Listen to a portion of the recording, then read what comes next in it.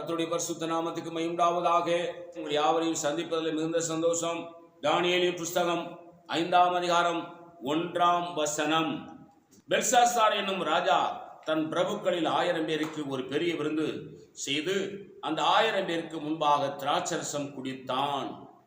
கவனிங்க, நேபுகாத்நேச்சாருக்கு நேச்சாருக்கு பிறகு அவன் குமாரனாகி பெல்சாசார் ராஜ்யத்துக்கு வருகிறான். ராஜ்யத்துக்கு வந்த உடனே அவன் என்ன செய்யறான் பாருங்க, தன் பிரபுக்கள் 1000 பேருக்கு ஒரு விருந்து செய்து அந்த 1000 பேருக்கு முன்பாக திராட்சரசம் குடிக்கிறான். ராஜா எல்லாருக்கும் முன்னாடி திராட்சரசம் குடிக்கிறான். அடுத்தது, பெல்சாசார் திராட்சரசம் ருசித்து கொண்டிருக்கையில் அவன் தகப்பனாகிய நேபுகாத்நேச்சார் எருசலேமின் தேவாலயத்திலிருந்து கொண்டு வந்த பொன் வெள்ளி பாத்திரங்களில் ராஜாவாகிய தானும் தன் பிரபுக்களும் தன் மனைவிகளும் தன் வைப்பாட்டிகளும் குடிக்கத்தக்கதாக அவைகளை கொண்டு வரும்படி கட்டளையிட்டான். அப்பொழுது எருசலேமுடைய தேவனுடைய வீடாகிய ஆலயத்திலிருந்து எடுக்கப்பட்ட பொற்பாத்திரங்களை கொண்டு வந்தார்கள். அவையில் ராஜாவும் அவருடைய பிரபுக்களும் அவருடைய மனைவிமார்களும் அவனுடைய வைப்பாட்டிகளும் குடித்தார்கள். அவர்கள் திராட்சரசம் குடித்து பொன்னும் வெள்ளியுமான வெண்கலமும் இரும்பும் மரமான கல்லுமான தேவர்களை புகழ்ந்தார்கள். அந்நேரத்திலே மனுஷன் கைவிரல் தோன்றி விளங்கி எதிரே ராஜாவின் அரண்மனை சாந்து பூசப்பட்ட சுவரில் எழுதின அந்த கையுறுப்பை ராஜா கண்டான். அப்பொழுது ராஜாவின் முகம் வேறுபட்டது, அவனுடைய நினைவுகள் அவனை கலங்க பண்ணிற்று. அல்லேலூயா. கவனிங்க, இந்த நேபுகாத்நேச்சாருக்கு பிறகு அவன் குமாரனாகி பெல்சாசார் ஆட்சிக்கு வந்தவுடனே 1000 பேருக்கு விருந்து செய்து அங்க அரண்மனையில் இருக்கிற முக்கியமான நபர்களை எல்லாம் கூப்பிட்டு, அதிகாரத்தவர்களை கூப்பிட்டு, தன் மனைவிமார்களையும் தன் வைப்பாட்டிமார்களையும் தன் கூட இருந்த எல்லாரையும் கூப்பிட்டு எருசலேமின் தேவாலயத்திலிருந்து எடுத்து வரப்பட்ட பொற்பாத்திரங்களில் மதுவை ஊற்றி குடித்தார்கள். இவங்க குடிச்சுக்கிட்டு இருக்கும் போதே என்ன செய்யறான், கல்லும் மரமும் மண்ணுமான தேவர்களை புகழ்ந்து பாடிக்கொண்டிருந்தார்கள். இப்பொழுது அவன் சாந்து பூசப்பட்ட சுவரிலே பெல்சாசாருக்கு முன்பாக ஒரு கைவிரல் தோன்றி எழுதிற்று. என்ன எழுதிற்று?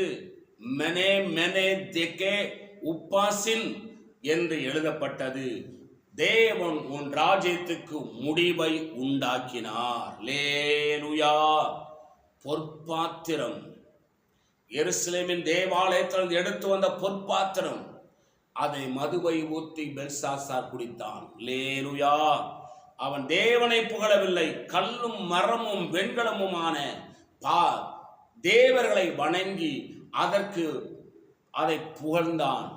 பொற்பாத்திரம் என்பது கர்த்தருடைய பிள்ளைகள், ரட்சிக்கப்பட்ட தேவனுடைய பிள்ளைகள்.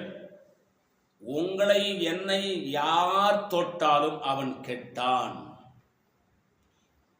ரட்சிக்கப்பட்டு ஞானஸ்நானம் எடுத்து அபிஷேகம் பெற்று பரிசுத்தமாய் வாழ்கிற கர்த்தருடைய பிள்ளைகளை ஒருவனும் தொட முடியாது. இப்ப நேபுகாத்நேச்சார் அவன் குமாரன் பெல்சாசார் பொற்பாத்திரங்களை ஊற்றி குடிக்கும் பொழுதே, அவன் கல்லு மரமான தேவர்களை வணங்கி கொண்டிருக்கும் பொழுதே அவனுக்கு ராஜ்யத்துக்கு கடவுள் முடிவு உண்டாக்கினார். உங்களுக்கும் எனக்கும் சபைக்கும் விரோதமாக இந்த தேசத்தில் யார் எழுப்பினாலும் அவர்களுக்கும் ராஜ்யத்துக்கும் தேவன் முடிவை உண்டாக்கினார் என்று அர்த்தம். ஆகவே நீங்களும் நானும் பயப்பட வேண்டிய அவசியம் இல்லை. தேவனுடைய கரத்திலே நாம் பலத்த ஆயுதமாயிருக்கிறோம்.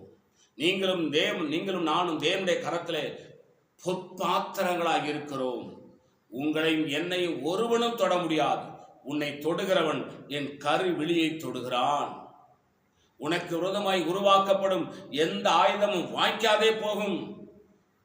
கிறிஸ்துவ வாழ்க்கை என்பது சாதாரணமான வாழ்க்கை அல்ல, அது அசாதாரண வாழ்க்கை. அது கிறிஸ்துவுக்காக வாழும்போதுதான் அது வெளிப்படும். யாருக்கும் பயப்பட வேண்டிய அவசியம் இல்லை. இயேசுவுக்கு மட்டும் பயந்து நடந்தா போதும். நீதியையும் நேர்மையையும் பரிசுத்தத்தையும் தேவனையும் கொண்டாடினால் போதும், இந்த பூமியிலே ஆசீர்வாதமாக இருக்கலாம். நான் உங்களுக்காக ஜெபிக்கிறேன். விசுவாச ஓட்டத்திலே முன்னேறி செல்லுங்கள். யாருக்கு பற்றி பயப்படாதீங்க. இயேசுவை போல ஒரு உண்மையுள்ள தெய்வம் ஒருவரும் இல்லை. கர்த்தர் உன்னை 24 மணி நேரம் பார்த்துக்கிட்டே இருக்கிறார். சகரியா 4ஆம் அதிகாரம் கடைசி வசனம் சொல்லுகிறது, கர்த்தருடைய 7 கண்களும் பூமி எங்கும் உலாவிக்கொண்டே இருக்கிறது. யார் என்ன செய்கிறான், ஏது செய்கிறான், எப்படி பண்ணுறான்னு பார்த்துக்கிட்டே இருக்கிறார். நம்மை தேவன் பார்க்கிறார். அவருக்கு பயந்து நடப்போம்.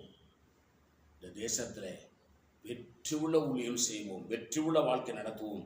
கர்த்தர் நம்முடைய ஆசீர்வதிப்பார். ஜெபிக்கலாம். பரிசுத்த பிதாவே, நீர் என்னோடு எங்களோடு பேசின நல்ல வார்த்தைகளுக்காக சொல்றேன். இந்த வார்த்தையின்படி எங்களை ஆசீர்வதி. இயேசு நாமத்தில் வேண்டிக் கொள்கிறோம் நல்ல பிதாவே. ஆமேன். God bless you. கர்த்தர் உங்களை ஆசீர்வதிப்பாராக.